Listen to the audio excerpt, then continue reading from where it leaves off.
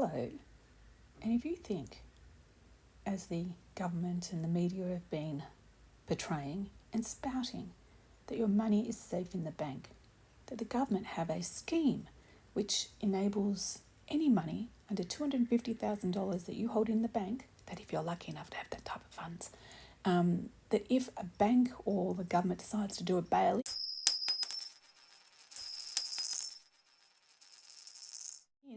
which is to keep the financial institutions alive, that your money is secure. They may borrow your $250,000, but you'll get it back. In a way, that is true. So this is all about it here. This is an organisation called Great Southern Bank, which is an independent bank, and they've provided this type of information, which is very, very interesting. When you look into it, they're basically calling what is the financial gains claims scheme. Now, straight away, before we get into this, you have to think, why do they call it a scheme? When you're a criminal, you have a scheme. It's like a playbook on how you're going to organise some type of deception, some type of fraud, some type of theft. Why call it a scheme? A scheme is like people organising something, scheming. So they're deliberately trying to change things in their favour. So we might just go on to what is the definition. So you actually have black books, black book, which is a legal dictionary. Okay, so you actually have that. So when you go to the black book dictionary, here it is here. What is a scheme for a black book dictionary?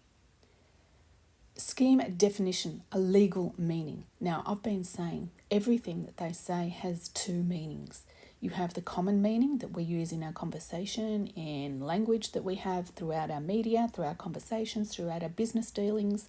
And then you have the legal definition, which is what is in a court of law, which is what they will use when you don't understand.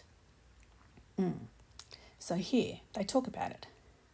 A scheme, a legal definition of scheme, a broad outline of how an objective can be achieved. It is not a formal plan and will not show every detail.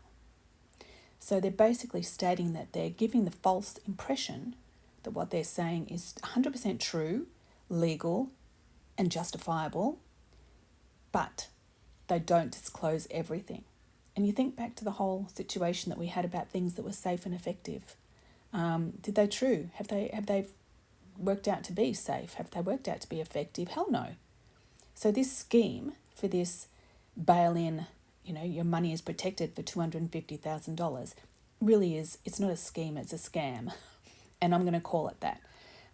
So here again, we go down here. Definition of scheme. A broad outline that allows objective to is not a formal plan and will not show every detail. And of course, it's not going to show every detail, because if you know the details, then you know that it is a scam. It's not a scheme, it is a scam. It is a way of trying to give false sense of security when they're actually doing sleight of hand like a magician.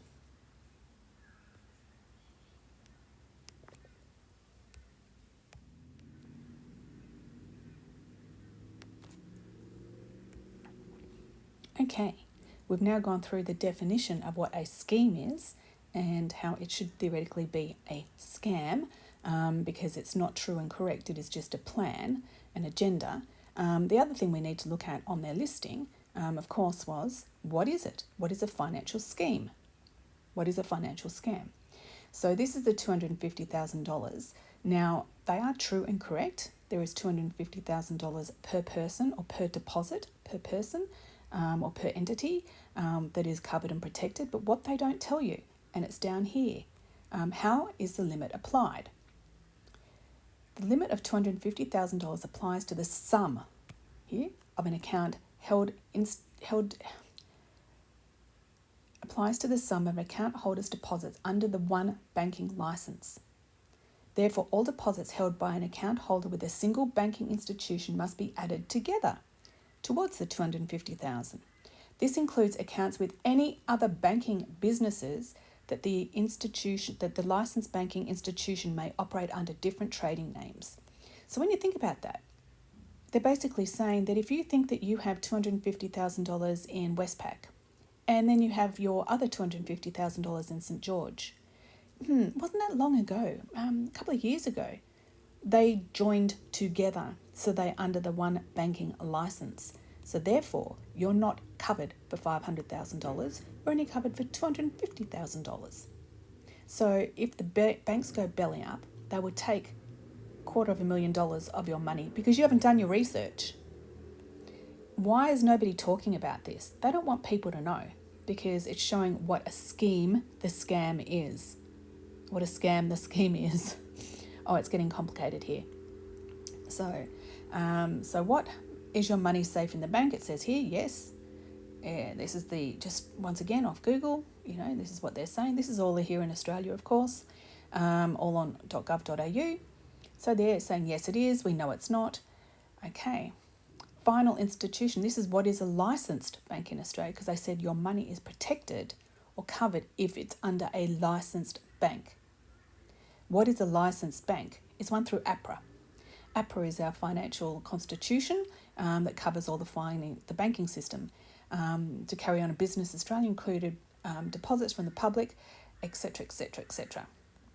And here we go. So they have to have certain rules and regulations as to how they can take funds from you. Now, when you look at this obviously is showing piggy banks and money. Let's have a look at the list of the authorised banks.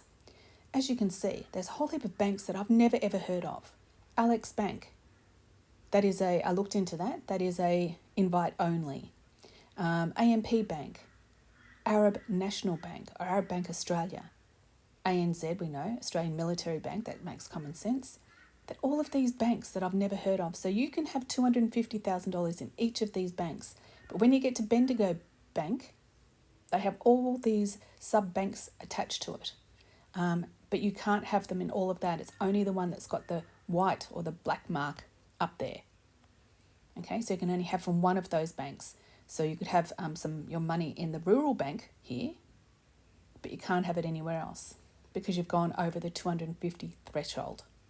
And I'd like to think that there were enough people that had this situation. But if you have a parent or you've inherited some money or you've had a windfall, maybe a compensation payout or something, or you have been very, very good at saving, you need to be aware of this. Is your financial advisor telling you this? Is your accountant telling you this? Are the people at the bank telling you? I heard about all of this purely through potluck because I don't believe, but I was at the local bank, which is here on the Gold Coast. The Commonwealth, the St. George and Westpac are in the same building. The attendants or the ladies at the bank can serve in either of those two banks. One has more experience or expertise in one than the other, but they operate out of both. And a gentleman came in and was asking, I need to have 4 bank accounts. And the lady's like, why? He said, I have too much money. I want to have 4. I have money in one account and I want to split it into 4 accounts. And she said, is this for business or is this for, other people? Are you going to give this to other people? Or he said, no. I just want to have $250,000 in each account. And she said, okay, we can organise that for you. But they're all going to be with Westpac. So theoretically, if he thinks that by splitting his money from the $1 million to the $250,000 per bank account is going to give him security if the banks go belly up, then the lady did not give him due justice. She did not tell him, we can only protect $250,000 of your money in my account, and don't send it to St. George, which is right next door, I can give you that here because I do both, go to another bank. So these are all the banks. A lot of these aren't even Australian as far as I'm concerned. So it's unbelievable. Look at them all. But when you think about it, really, there's not that many. So if you're super, super wealthy, even if you put $250,000 in each of those bank accounts, that's only a couple of $1 million. So how are they going to make sure that their money is all safe and secure? So I'm sure that there is another way you can do it. So there's the Alex Bank, which is an invite only.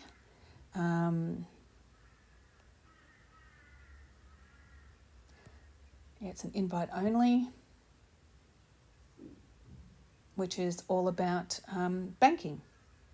banking. It's a bank that was generated by young people that decided to start their own type of bank. How's that? How do I open up one? Well, it's by invitation only. Wow. So things are becoming very, very exclusive here in Australia. But anyway, back to our financial situation here. So they're basically saying that you can't do that. You can't make sure that your money is secure. And when you have a look on here, it's really this is the scheme.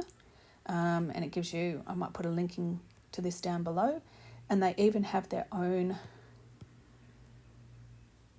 symbol that they're meant to. And they say that if a bank has that at the front of their business, don't be guaranteed, because it is a scam, that your money is secure. So I hope that you found this interesting, because it is a little bit scary to think that your money is secure, and it's not.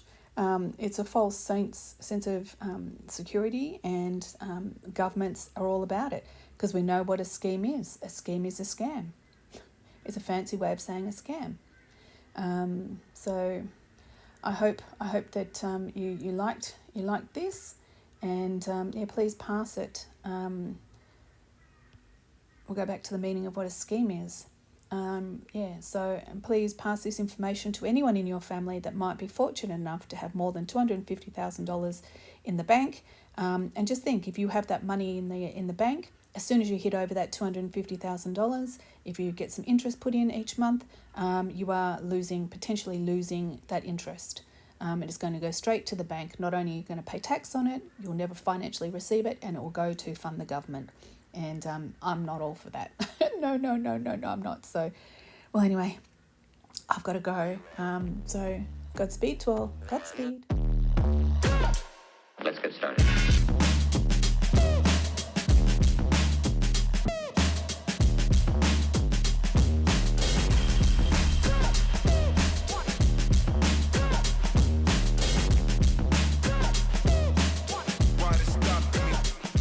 Yeah.